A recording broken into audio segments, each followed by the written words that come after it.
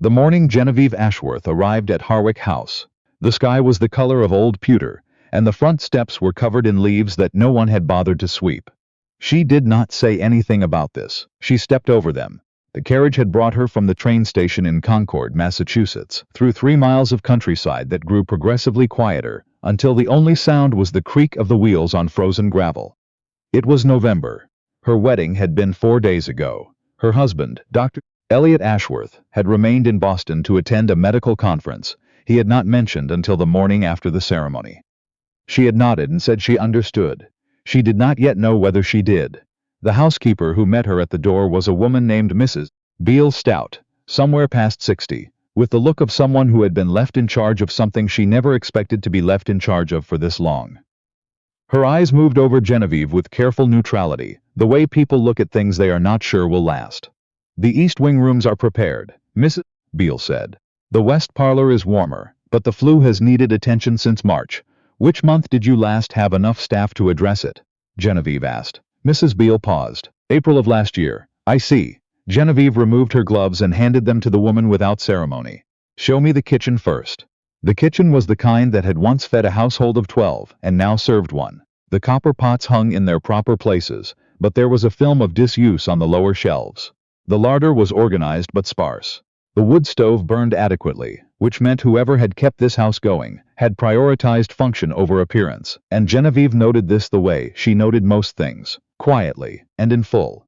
She had grown up in the offices of her father's lumber business in western Pennsylvania, doing the books before she was 15 because he trusted no one else. And she had a head for numbers that he found both useful and faintly alarming. She had not married Elliot Ashworth because she loved him.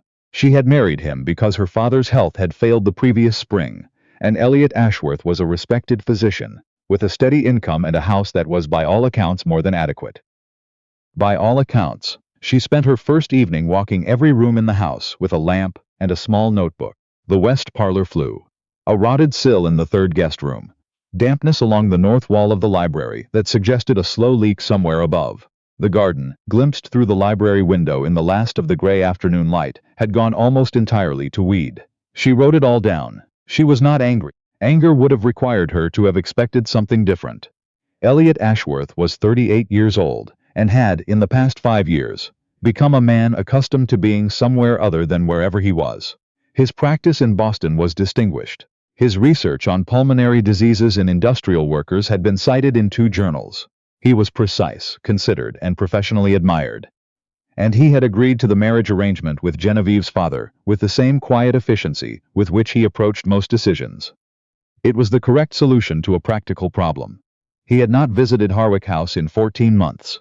This was not, he told himself on the train back to Boston, unusual. He maintained the property. The accounts were managed by Aldridge & Sons, the firm his late father had retained for estate management, and the quarterly statements came to his office, where his clerk filed them without comment. He paid them without question. This had been his father's arrangement, and he had seen no reason to change it. He did not think about Genevieve very much on that train ride. He thought about his patient, Mr. Corbin, whose cough had worsened considerably, and about the paper he was to present on Thursday. He thought about whether he had packed enough shirts. He did not think about the look on her face when he told her he would not be accompanying her to the house, or he tried not to. The first letter Genevieve wrote to Elliot was factual, in the way a field report is factual. She described the condition of the property, itemized the most pressing repairs, and noted that she had spoken with the local carpenter in the village of Harwick, a man named Mr. Pell, who could address the flue in the windowsill within a week if authorized to do so. She signed it G. Ashworth and posted it on a Wednesday. His reply arrived 10 days later. 2 sentences. He had forwarded her letter to Aldridge & Sons. They would be in touch. They were not in touch. Genevieve waited 2 weeks. Then she went into town and found the telegraph office, and sent a message to Aldridge & Sons directly, requesting a copy of the current property management agreement, and the last 3 years of quarterly accounts. The response, when it came, was friendly in the particular way that people are friendly when they do not intend to comply. A Mr. Harlan Aldridge wrote to inform her that property management correspondence was conducted with Dr. Ashworth directly, and that she was welcome to ask her husband to forward any documentation she required. She read this letter once, folded it, put it in the left drawer of the desk in the library. Then she wrote to her father's old solicitor in Philadelphia, a man named Mr. Crane, whom she trusted because he had never once spoken to her as though she were decorative. While she waited for Mr. Crane's response, she hired Mr. Pell. She paid him herself from the household account. She also hired a girl from the village, Bess, to help Mrs. Beale with the rooms, and a boy named Will to assist in the kitchen garden, which she had decided to resurrect whether or not anyone had authorized her to do so. Mrs. Beale watched all of this with an expression that was not quite approval but had moved in that direction. Dr. Ashworth doesn't usually, she began, one morning, when Genevieve was reviewing the household ledger at the kitchen table. I know, Genevieve said without looking up, but I'm here now. The kitchen garden was the first thing that gave her something close to peace. She had not expected that. She had not been a person who gardened. But there was something about the work of it, the cold soil, the logic of what grew where and why, the visible relationship between effort and result, that suited her in ways she hadn't anticipated. She put in kale and winter spinach, herbs along the south wall, where they'd catch what thin sun there was. She learned that the apple tree at the far end was still producing if you pruned it correctly, and that someone, years ago, had planted climbing roses along the garden wall that were not dead, only buried under years of neglect. She found the roses in December, when she pulled back a mat of dead growth to expose the old canes underneath, still viable, still holding the structure of something that had once been beautiful. She thought about that for a long time, kneeling in the frozen dirt. Mr. Crane's letter arrived in mid-January. He had looked into the matter of Aldridge & Sons. What he found was interesting. The firm had been managing Harwick House for 11 years. Their fee, per the original contract, was 4% of the estate's annual income, a reasonable figure at the time of signing. What was less reasonable was that, approximately 6 years ago, the fee structure had been quietly revised in a secondary agreement to 9%, and then again, 3 years later, to 14%. Neither revision had been reflected in the quarterly summaries sent to Dr. Ashworth. Both had been reflected in the actual disbursements. The difference, over 6 years, was substantial. Genevieve read the letter seated at the library desk with a cup of tea that went cold beside her. She read it a second time. Then she opened the right-hand drawer and took out the ledger she had been keeping since November. Every expense, every payment, every discrepancy she had noticed, and noted without yet knowing what it meant. The discrepancies made sense now. She did not feel triumphant. She felt something cooler and more deliberate than that. She had been handed a problem, and now she understood its shape. She wrote to Elliot.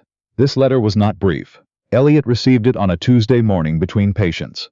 His clerk brought it to his office with the rest of the correspondence, and he set it aside until noon, and then until 3, and then he made himself open it. He read it standing at his desk. Then he read it again. He knew the name Aldridge & Sons the way he knew the name of the firm that laundered his shirts. It was a fact of his life he had never examined. His father had trusted them. He had inherited that trust, along with the house and the accounts, and all the other machinery of a life he had stepped into and maintained without particularly thinking about any of it. He sat down. The number at the bottom of Genevieve's letter, the estimated total of overpayments across 6 years, sat there with the plainness of arithmetic, and refused to be anything other than what it was. He had not visited the house in 14 months.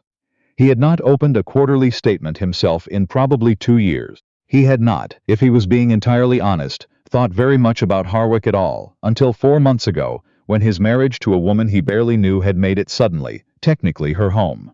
A woman who had, in 4 months, noticed what he had missed for 6 years. He put the letter down on the desk. Outside his window, Boston moved through its Tuesday.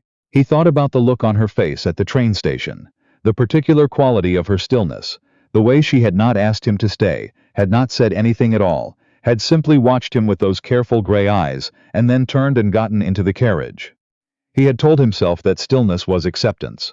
He was beginning to think it had been something else entirely. In February, a man arrived at Harwick House. He was not from Aldridge & Sons. He was a junior associate of the firm, sent, Genevieve surmised, to assess the situation before his principals committed to any position. His name was Mr. Venn. He was young and uncomfortable, and had clearly not been told what, exactly, he was walking into. Genevieve received him in the west parlor, which now had a working flue and a fire that had been burning since morning. She offered him tea. She sat across from him with Mr. Crane's letter, her own ledger, and a copy of the original 1879 management contract, which Mr. Crane had obtained from the county records office. She set these 3 items on the table between them, with the care of someone laying down a hand of cards. Mr. Venn looked at them. He looked at her. I'm not certain I'm the right person to, he began. You're not, Genevieve agreed pleasantly. But you can carry information back to the people who are. What I'd like you to tell them is this. She folded her hands. The discrepancy between the contracted fee rate and the actual disbursements over the past 6 years represents a significant sum that was taken from this estate without authorization. I have documentation. My solicitor has documentation. What I'm offering Mr. Aldridge is the opportunity to resolve this privately, without involving the courts, before Dr. Ashworth returns to review the accounts in person. Mr. Venn was quiet for a moment. Dr. Ashworth is returning? Yes, Genevieve said. She had not in fact confirmed this with Elliot. She had told him she believed his presence was warranted, and had suggested a date in March. She was choosing to interpret his silence as agreement. She watched the young man absorb this. He was not a bad person, she thought. He was simply in the middle of something he hadn't made. I'll convey your position, he said finally. Thank you, she said. Have another cup of tea before you go. It's cold out. Elliot arrived on the 15th of March. He had told himself, on the train, that this was a practical visit. The situation with Aldridge required his personal attention. There were legal matters to settle. That was why he was going. The house appeared at the end of the drive in the early afternoon light, and something about it stopped his thoughts mid-sentence. It was the same house. The stone was the same, the windows the same, the iron gate with its tendency to stick on the left side. But there was smoke from the west chimney. There was a garden visible along the south wall that he did not remember existing in any form. There was. He leaned forward in the carriage. There were actual roses beginning to leaf along the garden wall, which struck him as improbable in March, and yet there they were. Mrs. Beale met him at the door. She had worked in this house for 19 years, and she had never, in all those years, looked at him quite the way she looked at him now. Not unkindly, but with a quality of appraisal he found slightly bracing. Dr. Ashworth, she said. Mrs. Ashworth is in the library. He walked through rooms that were the same and not the same. The smell of the house was different. Less closed, less cold. There were small adjustments everywhere. A window that had always stuck now opened smoothly. A hallway lamp that had been missing its shade now had one. A patch of dampness on the north wall of the sitting room that he barely remembered noticing was now dry and replastered. Genevieve was at the library desk when he appeared in the doorway. She looked up. He had last seen her on the morning after their wedding. 4 months ago, in November gray. She looked. He tried to find the word and couldn't quite, which was unusual for him. She looked like she had decided something. Elliot, she said. Genevieve. He glanced at the papers spread across the desk. I've been in correspondence with my solicitor about the Aldridge matter. Mr. Aldridge has agreed to. I know, she said. Mr. Crane sent me the same letter. They've agreed to a full accounting and restitution paid over 18 months. She set down her pen. I thought 18 months was too long and said so. Mr. Crane is negotiating 12. He looked at her. Sit down, Elliot, she said, not unkindly. I'll have Mrs. Beale bring something. You look like you've been on a train. He sat. They did not speak easily at first. This was perhaps expected. They were two people who had exchanged formal letters for 4 months, and had sat across from each other exactly twice. Once at dinner before their wedding, and once at dinner on their wedding night, both of which had been conducted with the particular politeness of people who are aware they are strangers and are not yet sure what to do about it. But the house had changed, and the change had a texture he found himself registering in ways he couldn't quite categorize. There was a pot of something on the kitchen stove that smelled of rosemary and garlic. There was a dog. He did not know where the dog had come from, asleep in front of the library fire. The library itself had been reorganized in a way that made sense, which his father's arrangement had not, and there were books on the shelves he didn't recognize, which meant she had brought her own, which meant she had brought herself here in some fundamental way. He walked through the garden before supper. The roses along the wall were, in fact, alive. Someone had tied back the canes with careful precision, coaxing growth up and along the old stone. He stood there for a while in the cold, looking at them. She found him there. He heard her footsteps on the gravel and turned. They were already there, she said. When I arrived, under everything, I just uncovered them. He looked at her face in the late light. She was watching him with the same quality of attention she turned on everything else, patient and clear-eyed, without any evident need for him to respond in a particular way. Why? He asked. And then, because that was too vague. You didn't know you were staying. You didn't know anything about this place. Why did you? Because it needed doing, she said. And I was here. He thought about that. I'm sorry, he said, for how I handled the beginning of this. She was quiet for a moment. I know you didn't expect to feel anything about it, she said. I didn't particularly expect that either. No, he said, I didn't. A wind came through the garden.